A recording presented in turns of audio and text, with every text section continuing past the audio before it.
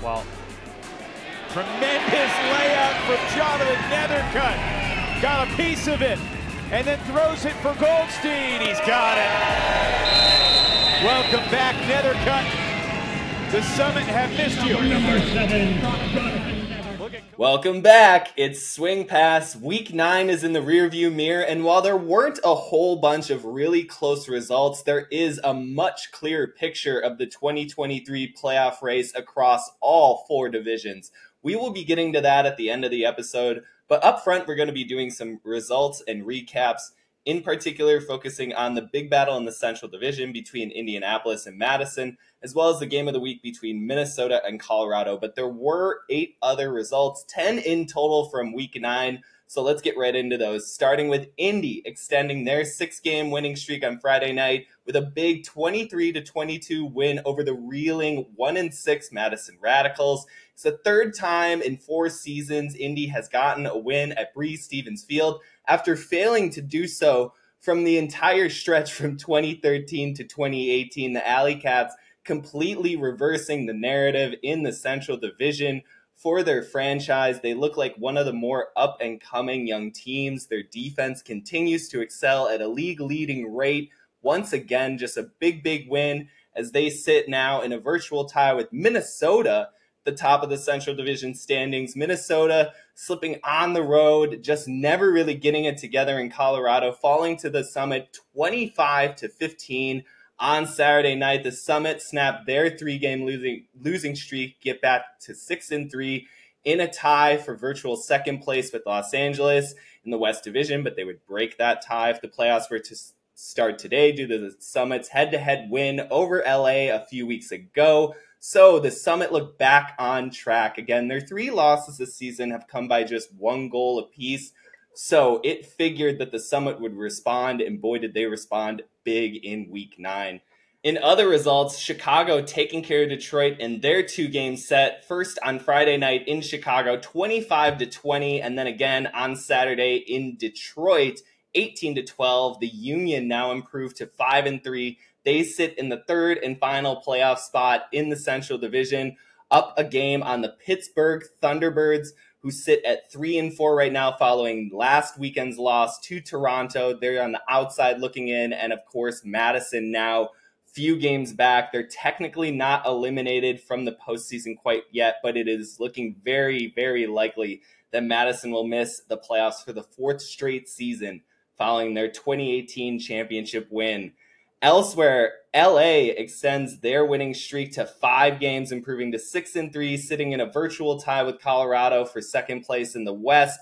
They get an impressive 22-18 win over their SoCal rivals from San Diego. It's the 2nd time the Aviators have put down the Growlers. Growlers now sitting at 2-6, and similar to Madison, looks like their playoff appearance streak might be snapped in 2023. The Growlers have made the postseason every season since 2018, 4 straight appearances, looking like that might finally end this year. They sit at 2-6, well outside of the playoff picture in the West.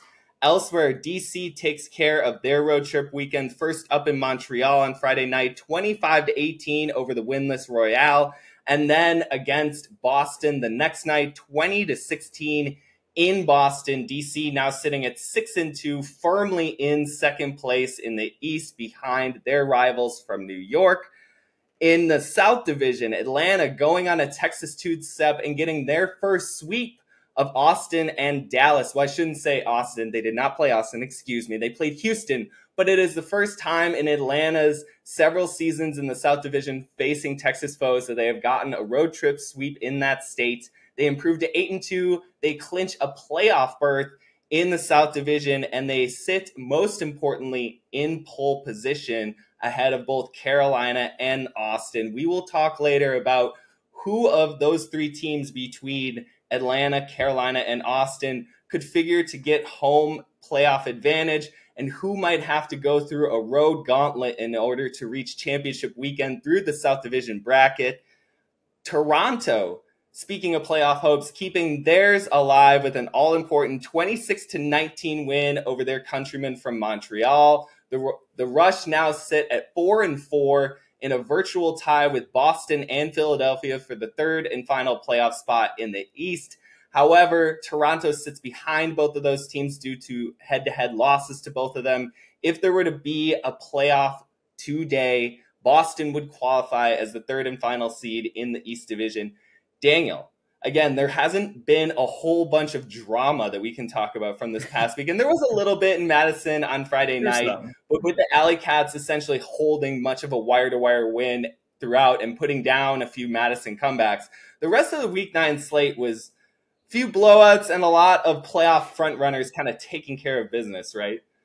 Yeah, no, for sure. I do want to give some credit to Indy, though. I mean, I feel like they keep showing this year that they can really close out these games and consistently have had Madison's number late in these contests. And it's just impressive. They play a very clean game. I mean, Madison played a good game too. So for Indy to still come out on top and just play a little bit cleaner, again, that D-line, I think they converted, 7 of 11 break chances. Like, they're always so efficient defensively. It has just been more of the same for Indy, and they are really peaking at the right time, in my opinion, on this 6-game winning streak, as opposed to Minnesota, who, maybe bit off a little bit more than they could chew on this hopeful road trip to Colorado.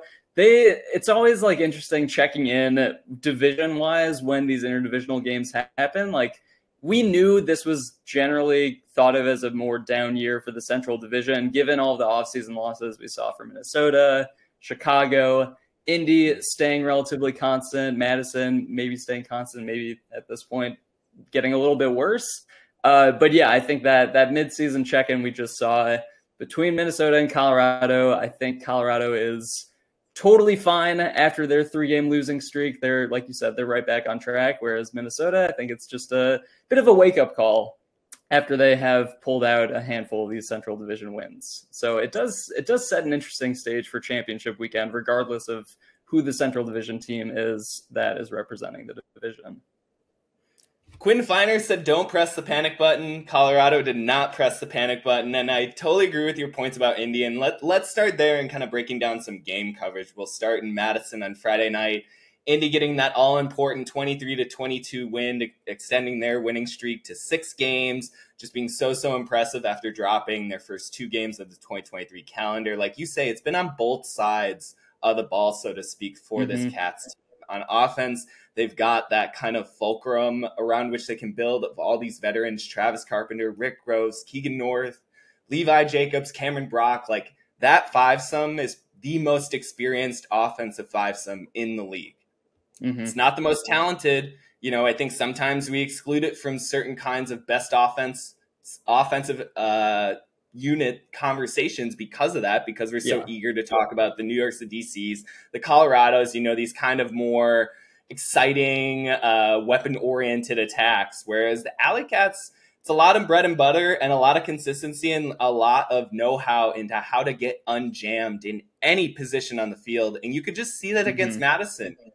This Madison team loves to run kind of cloak traps, double teams in the middle of the field, present to you 5 coverages in the first 10 points of a game, just give you a lot of different things for throwers to process. And you see consistently against offenses that do not have their stuff together, this Radicals team has a ton of success. You think about Thunderbirds the other week. You even think about the teams when they've caught off guard in certain quarters this season, where all of a sudden this break train gets going and they get back into games. It almost happened on Friday night at the beginning of the 3rd and 4th quarters. It almost happened a couple times the week prior against Minnesota, where there's just a fire from how this team can scheme and generate turnovers on defense. And against Indy, there was some of that. Josh Wilson started off the game with that terrific behind the back run-through block into the bookends conversion by scoring on the back line. That was great. Nico Radabat also did some nice interceptions on the backside. They kind of anticipated some of the swing passes that the Indy offense relies on so much. But when the dust settles and when that 4th quarter happened, it's just Cameron Brock running away from people in the end zone. It's Keegan North being totally in rhythm the entire game and just firing these forehand hucks downfield wherever he wanted to. Xavier Payne, too, to his credit, he had a couple of early game mistakes, and he just rallied right back into his confident shooter self. He had a couple of hammer assists. He had the game clincher in the fourth quarter when Madison was mounting its defensive pressure. The crowd was getting into it. Big defensive cheers from the Breeze sidelines and the faithful and everything. And Indy ran out and ran like a set play huck and scored within, I don't know, 7-10 passes to Xavier Payne, just airing it out to Levi Jacobs in deep space. And it's just like, they make it look so easy now. There's such coolness. There's such calmness. And we talk about a lot of these other pieces. Obviously, the return of Travis Carpenter has been incredible. Xavier Payne shifting over to offense gives them another shooter and another great defender should they have a turnover. Keegan North looks like the best version of himself I've ever seen. He seems to understand when he can take over and do more of his playmaking. He had that insane layout to cross-field assist on Friday night. But much more of his game is about distribution and understanding how strong the system is around him, not needing to be so much of the X factor as more of just an amplifier, right? Levi Jacobs, too, playing exceptional. Cameron Brock, despite some of his overall production numbers not being at the all-time great level that we're used to, he's still scoring like 3 of the most important goals in deep space in that game. He always scores. He goes on like these late game scoring runs where he's like quiet the whole game, but then he just like turns it on late and has these like game clinching grabs. And he makes it look so effortless. And it's just funny that you can sort of forget about him for the bulk of a game, but then fourth quarter when it matters most, there's Cam Brock in the end zone. But I'm kind of building up to this point of all these different players. One of the players who we've struggled to talk about the last couple of seasons, and it's been due to injury changes, style changes, this offense adapting. And one of the players that I was talking to with a couple of Indy team members, Cameron Brock and whatever, after the game was Rick Gross. Like, we talk about the stability, we talk about the execution, the discipline that all of a sudden Indy is showing in the Central Division. I really think the emblem and the talisman for that has been Rick Gross's play. You go and you look at the top 10, top 20 scorers, leaders, offensive leaders historically in this league. It's Rick Gross's name is up there. He used to be a 50-goal scorer year after year in this league. He used to be on all kinds of highlight reels. That isn't happening as much, and yet he's arguably become the most effective version of himself that he's ever been. He's gotten a range to his throwing game that is at times quiet, but he can really strike deep, particularly on his forehand side. He can still go downfield and make plays. He had a terrific cleanup catch in double coverage on Madison on Friday night that set up a score on the goal line in one of the closer moments of the game. He's just one of those players who it's kind of emblematic, again, of this Indy system where it's sometimes hard to get to talking about him in particular, but you go and you watch these games and it's just like he's solid as a rock. He's just back there being this reset piece that they need, who can also be versatile enough to when he can cycle upfield and attack. And it just feels like they've got him, they've got North, they've got Carpenter can do that, Levi Jacobs can do that. You know, half of their offense can do that at this point. Cameron Brock threw a scuba assist on Friday night. That's how in rhythm they are, right? Like Cameron Brock is also cycling back into the handler space. Doesn't feel like the worst assist. He did throw that very ambitious crossfield throw to North that required the layout. So I will say that he owes Keegan like some kind of burger or some kind of reward. But you know, just getting back to Gross, it's just there's so many pieces to this Indy offense that are just so solid. And by extension, I feel like their defense and its counterattack has started to reprint that blueprint of possession and just kind of knowing when and where to use which weapons. They're good in transition, but they don't over-rely on it. And especially now without Xavier Payne leading a lot of the counterattacks, they inserted him on a couple of drives, but he's largely been an offensive player this year. They've kind of relied on a committee, and they were without Jake Fell and Jeremiah Branson on Friday night, two of their more important pieces in the counterattack. And when I talked to Indy head coach Drew Shepard before the game, he said, yeah, you know, we're not really worried. It takes us from 5 throwers on our D-line counter to 4. And he was absolutely right, because all the other pieces, Carter Hawkins, Seth Goodman, these sort of lesser known, these younger players, just they continue to elevate into their roles. The high schoolers, Will Quigley and William Wettengel, like they were rolling them out onto these just Monstar double teams of just limbs and no throwing opportunities that frustrated Madison throwers early in the game. There's a versatility in both the play style and in the lineup adjustments. It felt like they were never really running the same line more than 2 to 3 points at a time. They would change in little pieces depending on what matchup or what thing they wanted to do.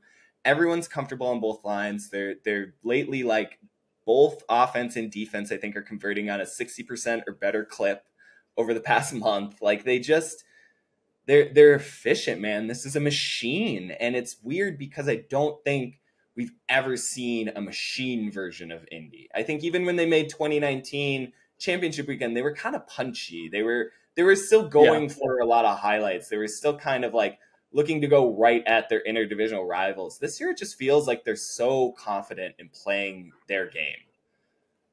Well, I was going to ask you, I mean, yes, they made championship weekend in 2019. Obviously, in 2012, they did make it to the championship game. It's kind of the forgotten first season of the AUDL. But in your opinion, is this the best Indy team we've ever seen? Yeah, I don't even think it's that close. I think it's one of those teams where it's like, we're going to look back maybe a year from now and say, like, we should have seen this coming more because, again, they're so young. Like, and it doesn't really feel like Cameron Rock is going anywhere, and some of these veteran leaders are really falling out of their prime, or like the window is closing at all. It feels like they have this great mix of veteran leadership, guys who have been there, guys who went to championship weekend in 2019, and then all these eager, sort of well-coached pieces that are just, again, able to step up into the roles, able to win their one-on-ones, and you just, week in, week out, they're winning these margins, and that's so important in the Central Division right now. I don't know, again, given how like Minnesota performed on Saturday night in Colorado, I don't know how Indy's going to perform in the larger atmosphere. But the same thing was said in 2019 when they got the semifinal draw against the undefeated Empire.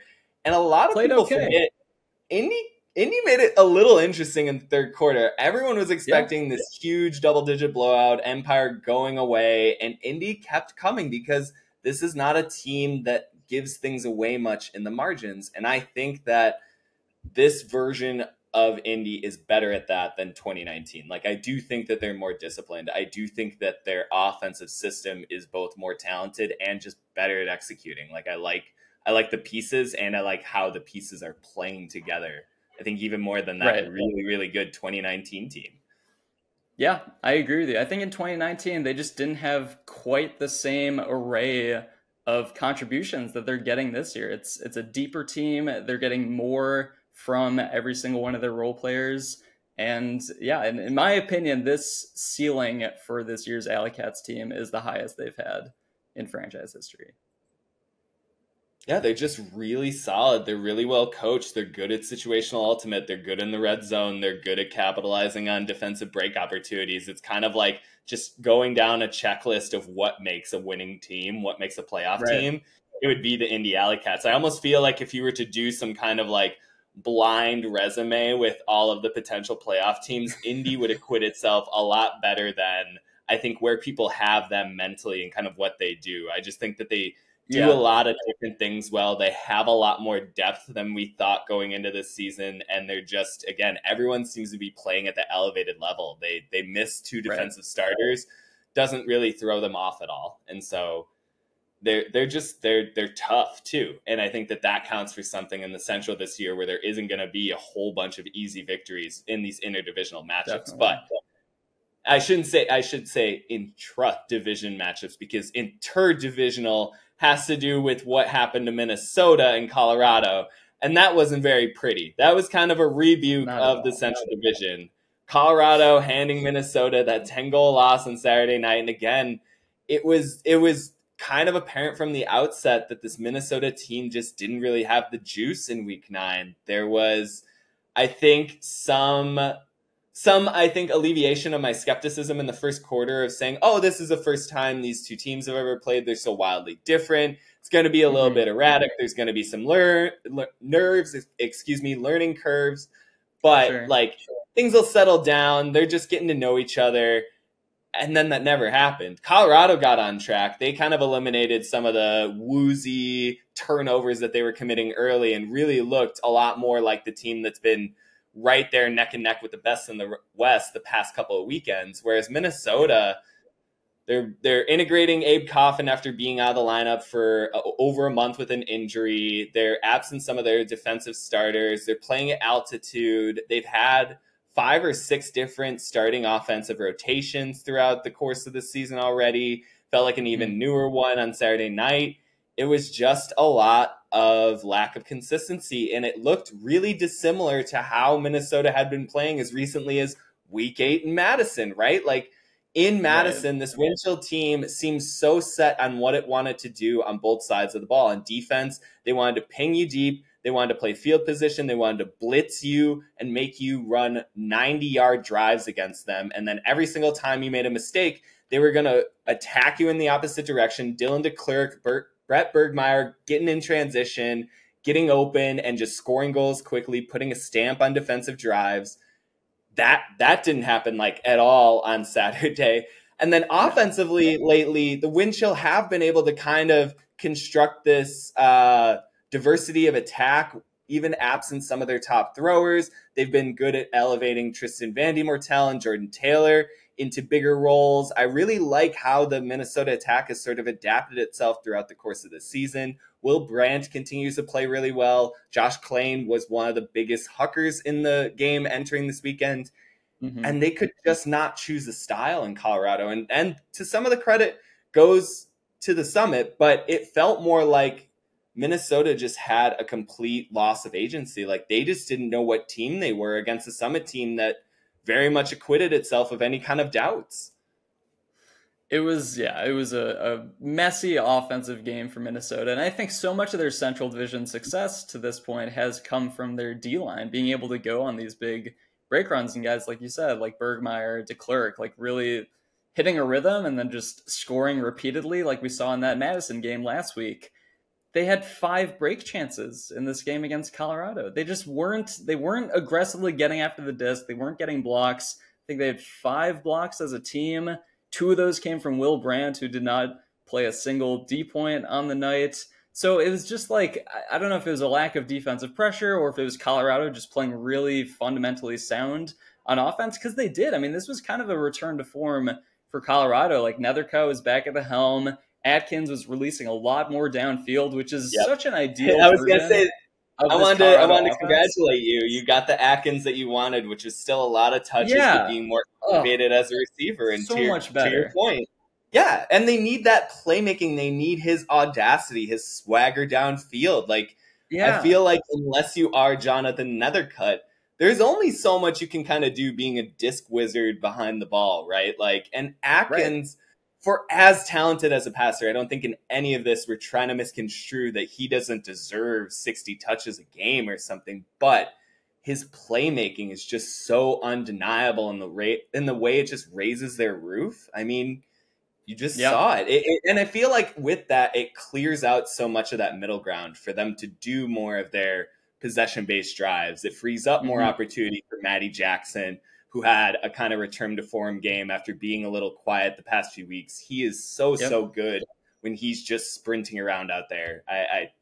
I just love that you say, like, Atkins should be downfield more, and then these are the results of what him just getting a few more receiving touches does. Yeah, it's so much nicer. And it's just, it's that Colorado offense that's like so spread out. Like, Feiner and Frood had great games too. And just having Nethercutt as the fulcrum. And Nethercutt didn't even have like such a big Nethercutt game by his standards, but he didn't need to, because I just think that whole offense is full of playmakers, and just getting them in the spots where they can best succeed is really what it's been all about. And, we got Spicer back on defense this game. He had his best game of the season too, tossing 5 assists, getting 2 blocks, including that ridiculous layout block, which was like, it was like a head on the swivel poach in the backfield late in the game. He's just so fun to watch defensively, but his offensive game, I really think, has leveled up considerably in this season compared to last. And just having him on the counterattack to lead drives has just been invaluable for this Summit squad. So I think it was a good return to form game for Colorado, in addition to a big heat check for Minnesota. Yeah. I don't think I take much away from this Minnesota performance. If it happens again, then I'm concerned if they continue to show that this disrupted what they were trying to do. But it felt very much like they just weren't quite prepared in what they wanted to run. Some of the absences, like Sam Berglund, I think really kind of added up for them, given where their game is going the past few weeks. And we were talking about this before the show. I thought that they did a little bit of a disservice to Abe Coffin by shoving him into an offensive starting role and saying, go make plays. Like, one of the first point of the game is them just airing a huck out to a guy who's coming back from a hip injury. Like, it felt like a lot was put on his plate, and Coffin did make several mistakes that we were totally unaccustomed to seeing from him. And it felt kind of representative of everyone's a little bit out of their comfort zone, and against a team as talented as Colorado, they're just going to take advantage of you. I mean, you talk about Cody Spicer. Matthew Agee, too, looked like he was finally at full strength again, and he had 2 huge takeaways. Rookie Alex Arnstein has been elevating in recent weeks. He made a couple of impressive plays. It just felt like a return to form a little bit for a Colorado defense that had been absent some injuries, and I think struggling to get a little bit of their mojo. There's such a team that feeds off of those big blocks, that kind of Cody Spicer led, like, rang it on your head, defensive break train energy. And it just hasn't been there of late as Spicer's had to spell into offense. And I kind of want to get into that for a second, because we've talked about here too. It's never like we have any doubt in Cody Spicer. He was fantastic on the road in his offensive role last weekend, but it is just so outside of where his true strengths lie. And this game against Minnesota just really reminds you of that. And it's the thing of, and I was talking with a coach earlier this season about Spicer. He is so intelligent, and he is so good at accruing game data as it goes along, that switching him onto lines back and forth is sort of a disservice to how good he is at getting that late game layout block in the reset lane. Like, that block is set up from 3/4 of Spicer studying backfield movements and knowing when to cancel, following the upline cut, and instead sitting back and getting that swing pass. And he's just not the kind of defender who's like a Matthew Agee, who's just going to run out there and fly at head level and get a gigantic takeaway. Like, that's not Spicer's game. He's more cerebral. He still has incredible explosiveness. He's still one of the best, if not the best, at simply just reading what an offense is doing. But so much of that comes from accrued game data. It's not just him making snap plays. It's him reading the first 5 drives of the offense and going back to the team and talking about, hey, here's what they like doing. Let's adjust here. Let's do this there. And you could just see with Minnesota not really knowing how they wanted to set up each of those attacks, it was just Spicerville for the Colorado defense, where that whole unit was just able to all of a sudden sort of cut off the extra swing, discontinue the downfield huck look, and it just sent everything Minnesota was trying to do into array. And it's such a hallmark game for Spicer, where you don't have this like the lane block even. It's not like the most impressive Sports Center level defensive play ever, but it is just so representative of like how this Colorado defense can really just tighten in screws and get into opponents' heads. And it's a good reminder, because we haven't seen that in recent performances. That kind of handler pressure, that full field engagement, that hasn't been the case. And maybe that's like how good the Salt Lake offense is playing, how good Oakland played in week 8, but it's nice to see Summit reassume their identity. But that's enough for week 9 results. I want to get into playoff picture. We kind of hinted at the beginning of the episode. After this weekend, it really feels like we have the truest sense of who is going to be competing in these final 4 weekends of the regular season, going into the playoffs, and who's not really in it anymore. And going through the divisions, we can just start at the top in the Central. Minnesota's sitting in first place in a virtual tie with Indy, both 6-2, but Minnesota owns a head-to-head. So right now, they would have a home playoff game going into the Central Division bracket. Indy in second place, Chicago in third. In the East, you have the undefeated Empire, 8-0, sitting up in first. Second place, 6-2 DC. Third place, 3 4-4 teams, Boston, Philadelphia, and Toronto. Boston, again, would claim the playoff spot if it was starting today, but Philly is hard charging. Toronto still believes they haven't played their best game yet this season, and they remain right there because of their easy schedule, and they will continue to have a softer schedule than Boston or Philadelphia going down the stretch. So if the Rush can continue to take care of business as they did on Sunday, they stand to just backdoor into these playoffs while maybe better teams sit on the sidelines at home. But we will see.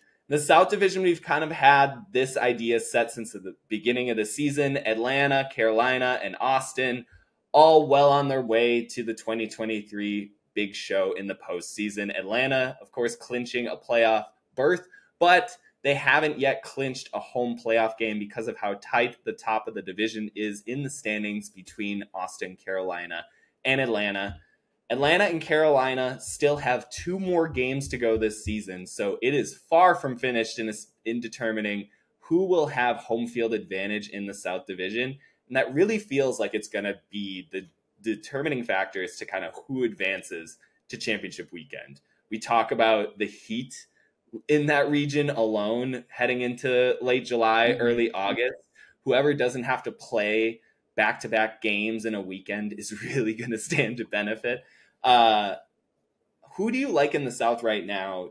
We'll get to, I guess I'll set the West really quick. In the West, we have 8-0 Salt Lake in first place, Colorado and LA in a virtual tie for second at 6-3, leaving Oakland, who was inactive in week 9 at 5-3, suddenly sitting in fourth place, a little bit outside the playoff picture, just communicating how tight the West Division race is. We'll get to that in a second. I wanted to ask you, though, about the South Division, because it feels like it's been playing out a little bit in the background. Carolina has had some pretty important interdivisional results, so it feels like the South is sort of this amoeba mass right now where you've got 3 immensely talented teams, but it's sort of hard to figure out the exact pecking order of where things are. You know, Atlanta gets a win in the first matchup against Carolina, but then Carolina gets it in the rematch. Carolina has beaten Austin in both times they've played this season, so it feels like they've kind of reasserted themselves after losing to the Soul in 2022. There's like a rock, paper, scissors quality to how this South Division is going, where each team feels like it has a favorable matchup against another particular one,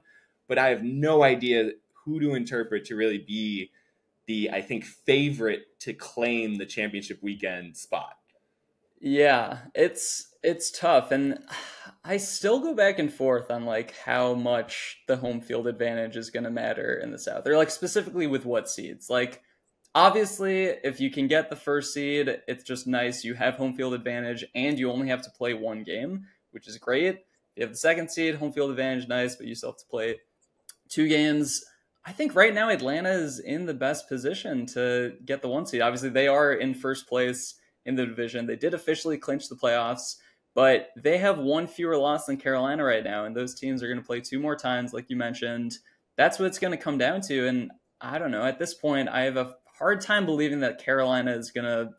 Not a hard time believing. I don't think that Carolina is going to win both those games. I think these teams are way too close for Carolina to outright win both. I think it's possible. It's most likely to me that they split. Obviously, there's a chance that Atlanta wins both those games too.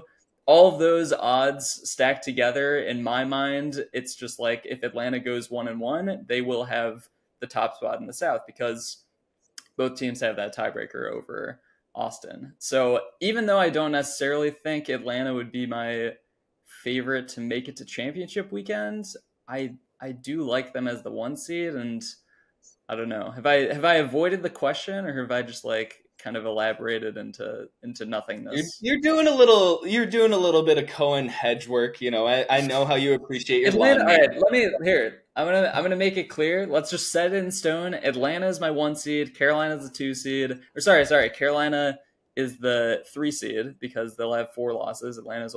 Austin's only gonna have 3. And then, yeah, it just sets up a super exciting potential Carolina rally to championship weekend, but nah, it's not going to happen. Let's take Atlanta going to championship weekend right now. Atlanta 1 seed, Atlanta championship weekend. You can pen that in for me.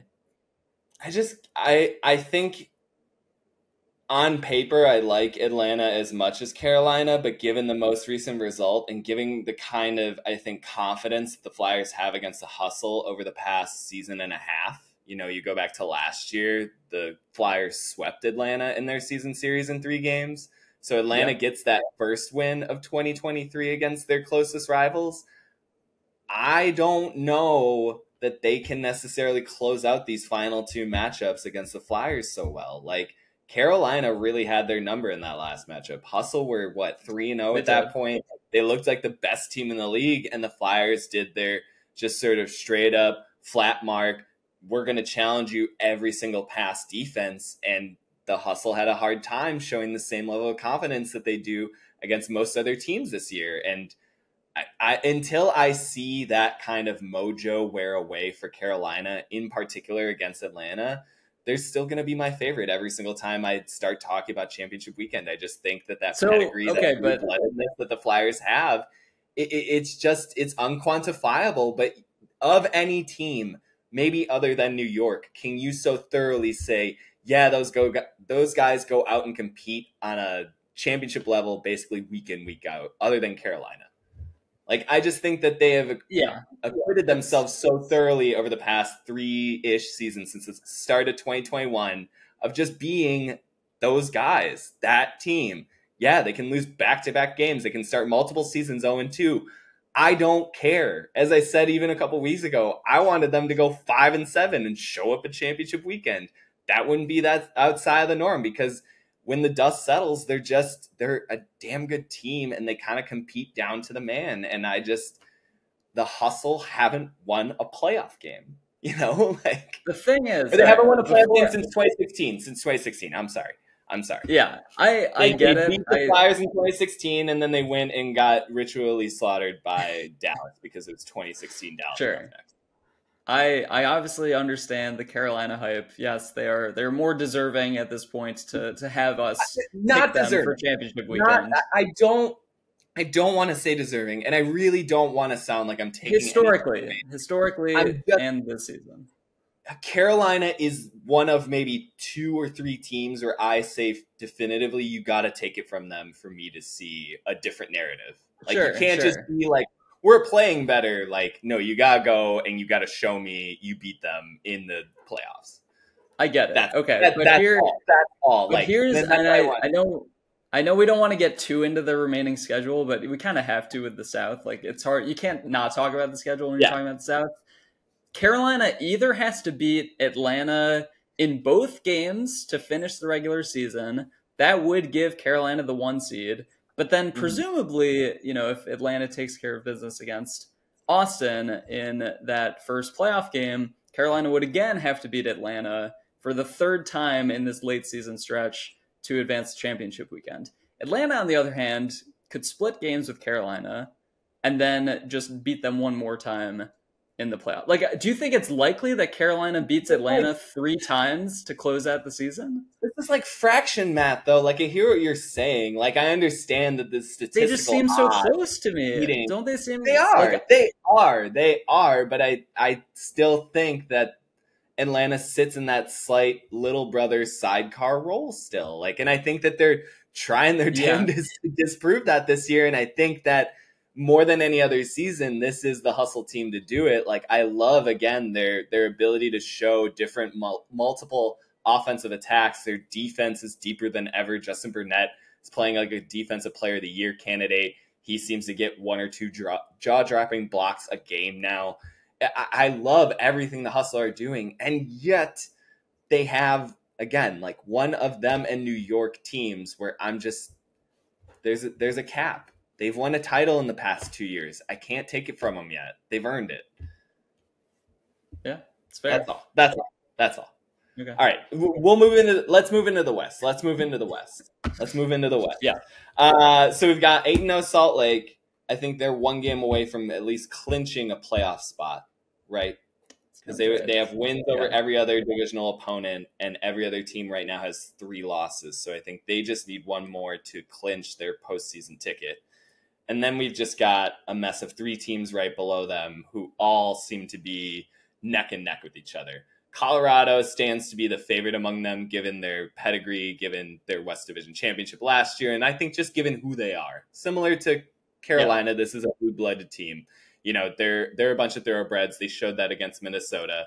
They had the kind of response win that I think championship caliber teams have after experiencing their first ever losing streak, right? Like, to turn it around that suddenly and that emphatically, I think is a really good display of this Colorado team in year 2 and where their focus is at.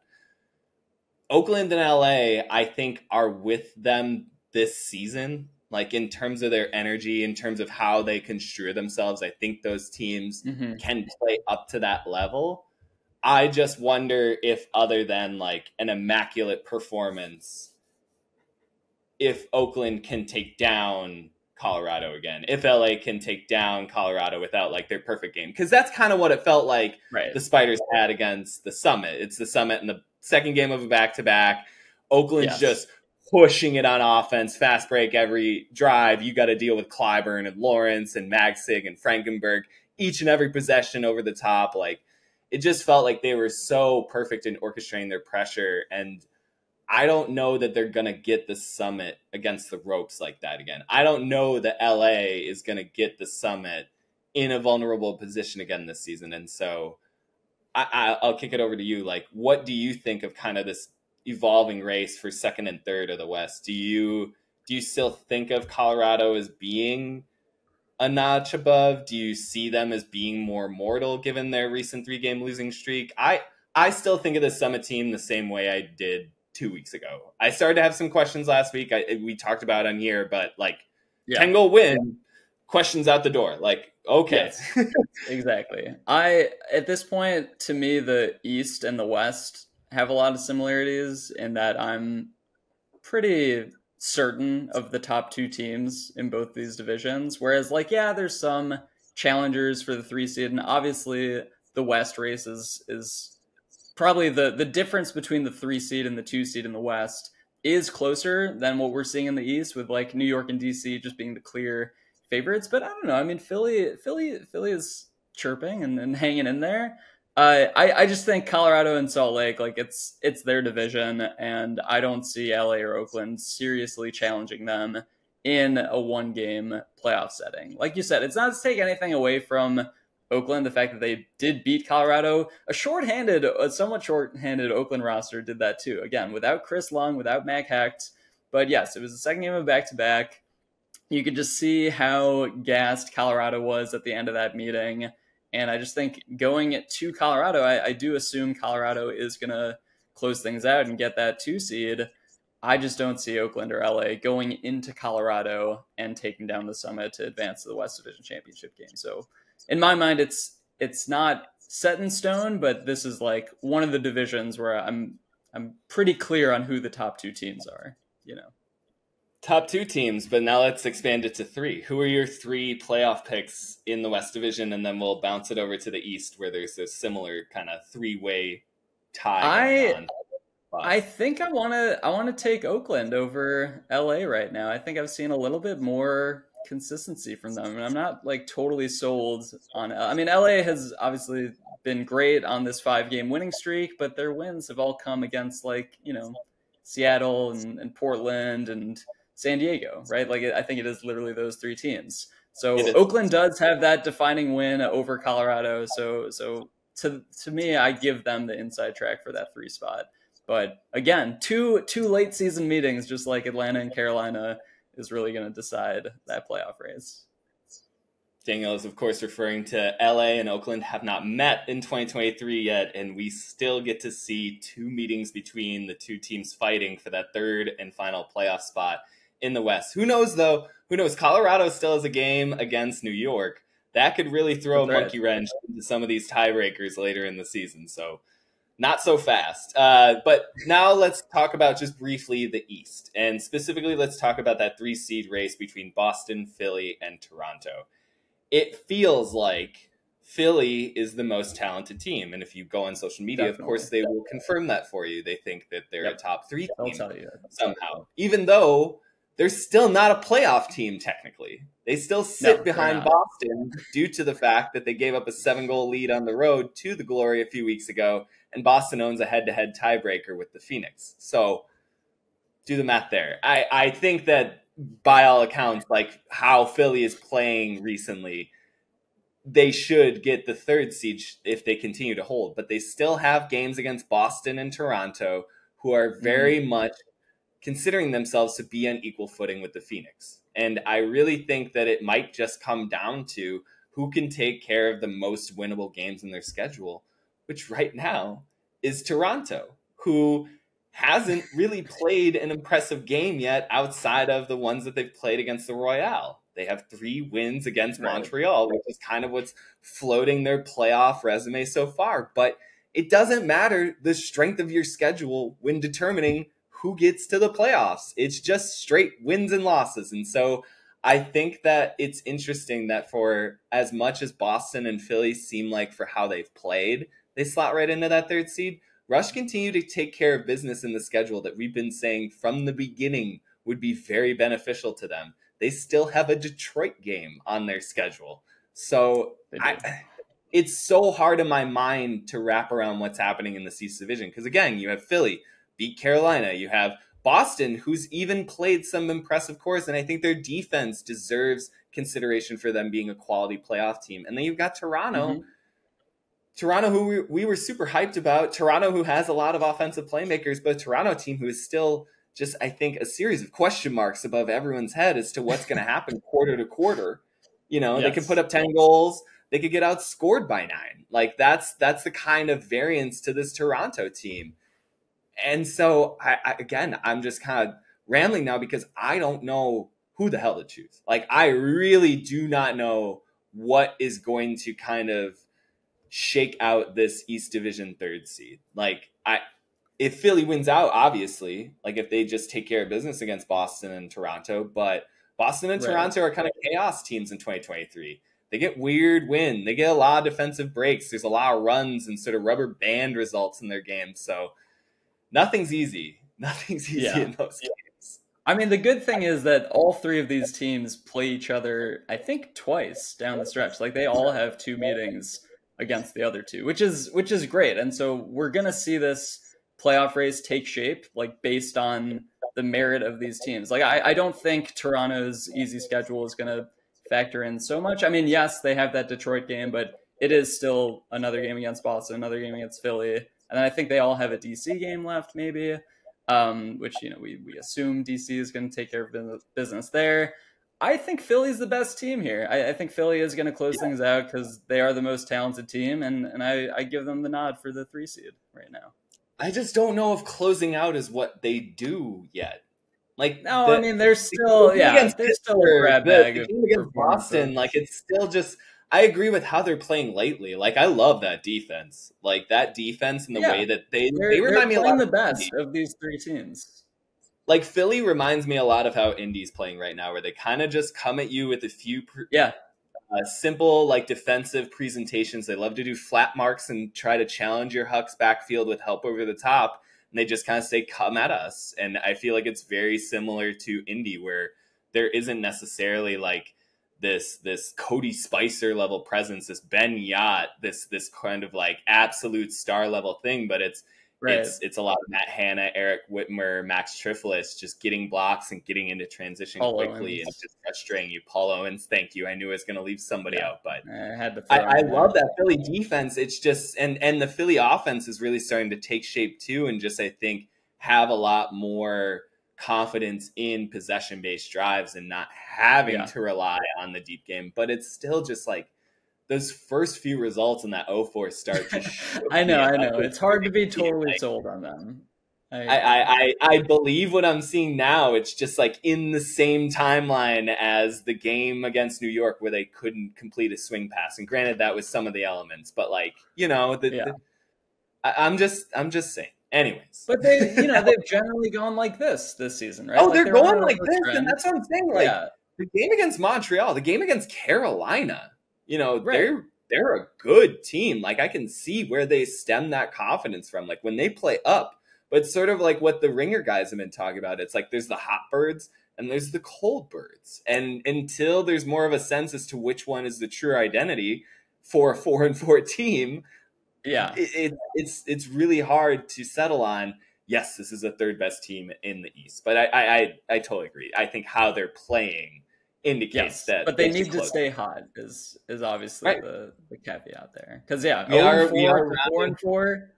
They were cold and then they're hot. So we don't know what this final stretch of 4 games is going to hold. But I don't know. I think I know they're feeling good based on their Twitter presence. And so I think they have the confidence to close things out. Well, we are rounding into the true summer months here. It stands to reason that there will probably be a heat wave, and so hot birds will rise. We will be around to see who else will really rally down the stretch here as we build towards the 2023 AUDL playoffs. That'll do it for this Week 9 recap episode. We will be back on Thursday to preview Week 10, which has a bunch of tantalizing matchups, starting with the Free Friday Frisbee event. The Salt Lake Shred will be taking their 8-0 record on the road to play LA, who has their own 5-game winning streak to protect at home in a battle of 2 prospective West Division playoff teams. There will be a slew more of important rivalry games. We will be with you to preview most, if not all of them. Thank you so much for tuning in. We're going to get going now. We'll talk to you soon. Bye now.